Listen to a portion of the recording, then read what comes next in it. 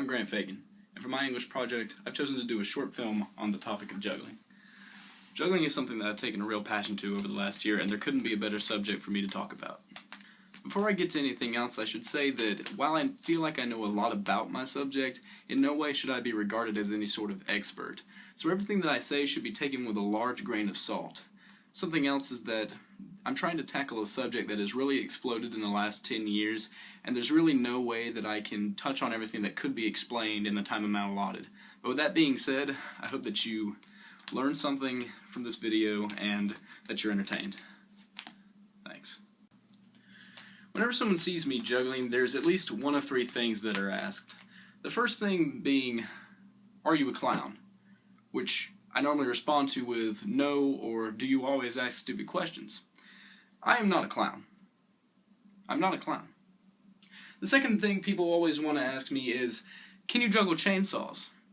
Well, let's get one thing straight. I don't have the time, or the money, or the health insurance to go out and buy 3 small chainsaws for me to juggle. I may have been crazy enough to juggle 3 enormous knives while standing on an old 2x6 on top of a really sketchy PVC pipe, but I'm not juggling chainsaws.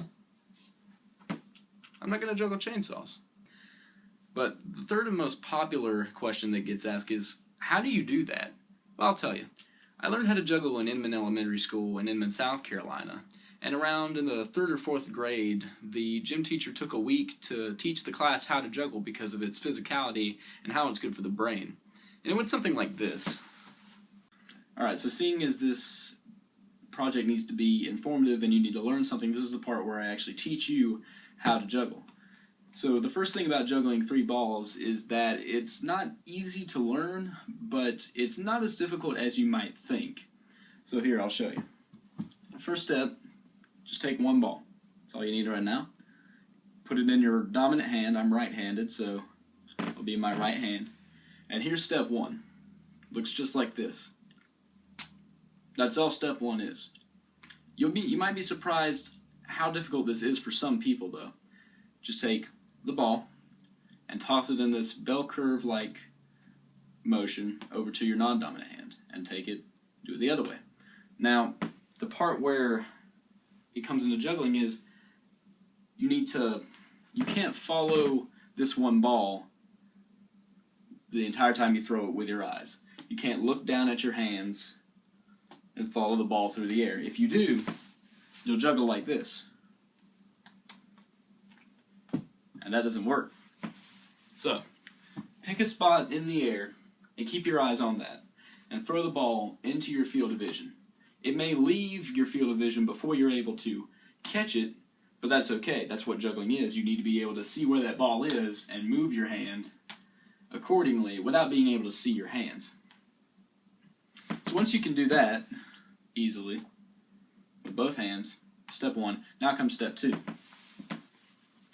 Take another ball in your non-dominant hand. If you want to be sure about, if you want to be neat and clean with it, you can try step 1 while catching the first ball in the other hand so that you can catch and hold 2 in one hand. You can catch it here, or instead you can catch it there, but that's not exactly important.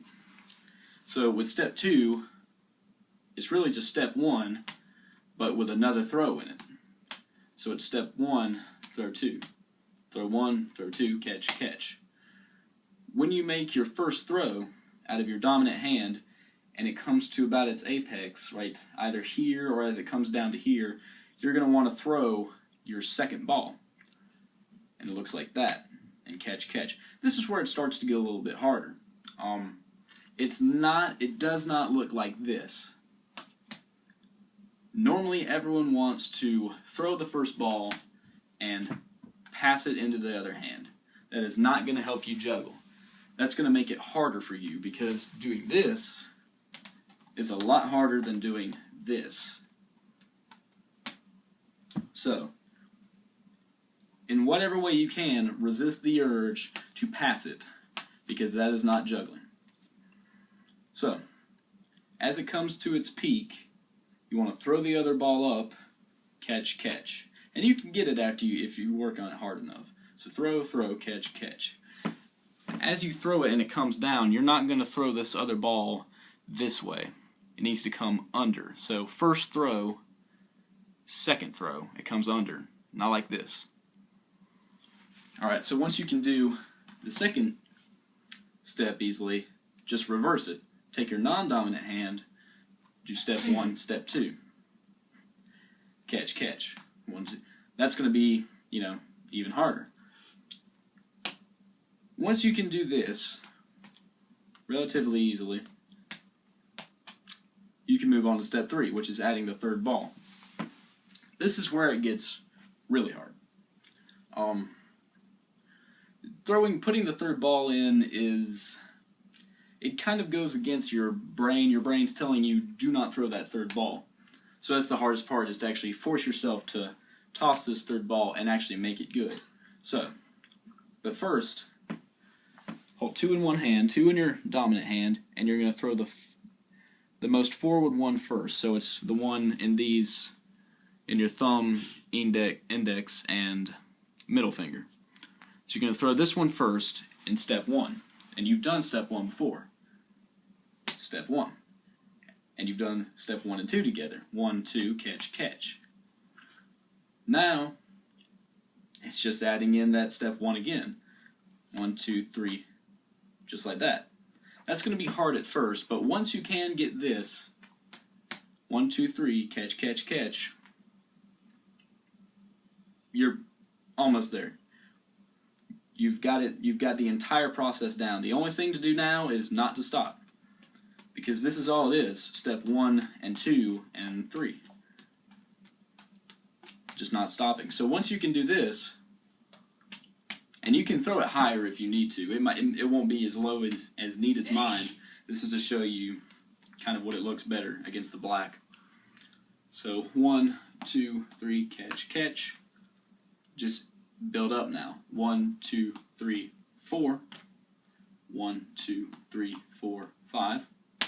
Might have been 6. And once you get 1, 2, 3, 4, 5, 6, you can officially juggle. You can juggle 3 balls because you have qualified 3 balls.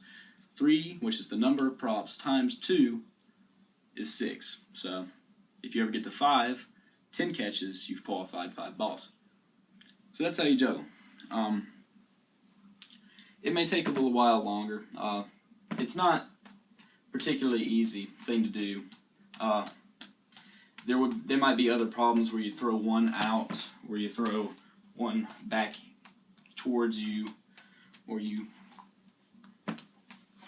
juggle like this. This is why it's important to keep them all inside and not throw one outside. That's how you do it. I might have brought along some things for people to try out, but that is how you learn to juggle, really. I was around one of the first students to get this process down, and by the second day I could do it easily. After that 1 week, there was no more juggling in gym, but I always made sure that I kept 3 ping pong balls or golf balls around, just in case I got bored. But that was about where my interest ended. This was, however, until I turned 16 years old on Valentine's Day in 2013, when I received 3 red and yellow leather juggling beanbags. So these were my first actual juggling props, and props are what jugglers use to refer to the things that they do juggle. So these beanbags are props. The balls filled with colored silicone are props. This horridly bent juggling ring is a prop. The juggling clubs, not pins, but clubs, they are props. And even the pirate machete looking things are props because I've used them to juggle. Ping. But these were the first ones, and you can kind of see how much they've been used. This was a lot of beginner abuse. You can really see when I compare it to new ones.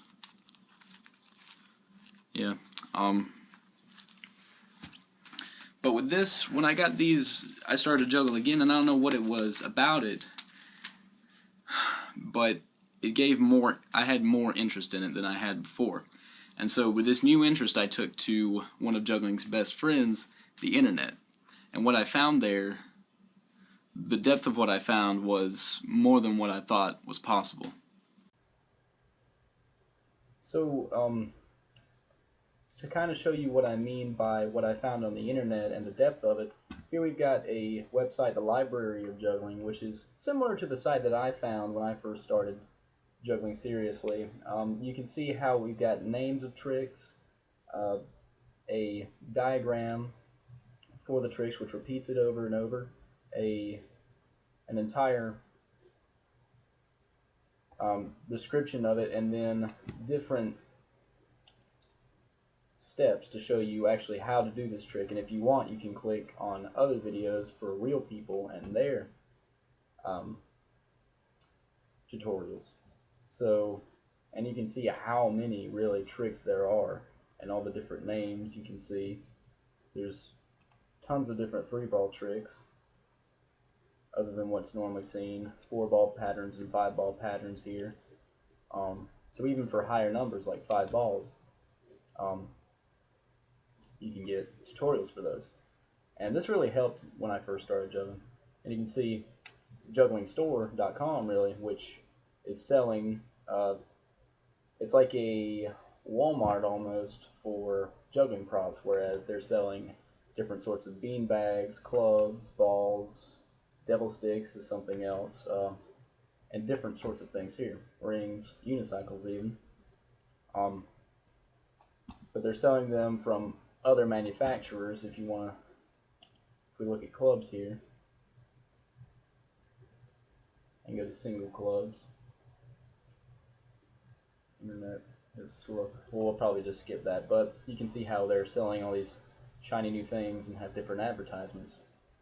And here is a juggling forum, the Juggling Edge, and I'm actually part of this forum here. So, and on this you can see how many other people, all these threads, and all these people talking to one another. Most of these people are from Europe, like the United Kingdom or the Netherlands or something like that. But on here you can see School Project is me asking people about how I should really do this project and such.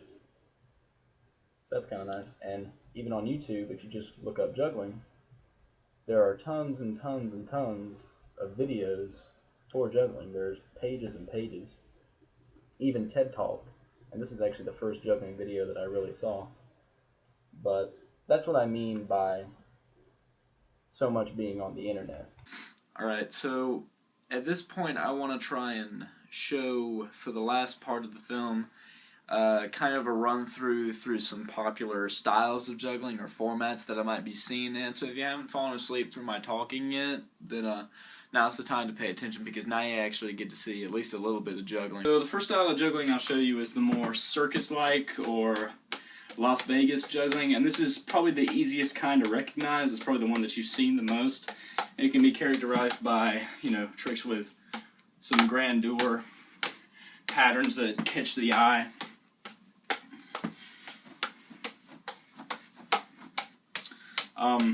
Lots of spins, like that. High throws, not really high, but bounces.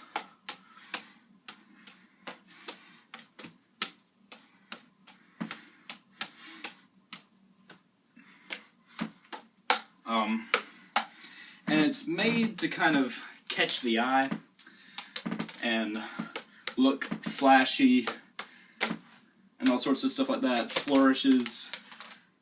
These are flourishes here. Like that. It's made to look grand. It's supposed to appeal to a big audience and different things like that. So, and it needs to be technically impressive as well, as in, in actual difficult things. I mean, it's not going to be really acceptable for someone to just get up and, juggle 3 clubs or ta-da. I mean, so it's a mix between knowing, normally it's a mix between knowing what's good for crowds to look at, so tricks that are low risk but are also impressive to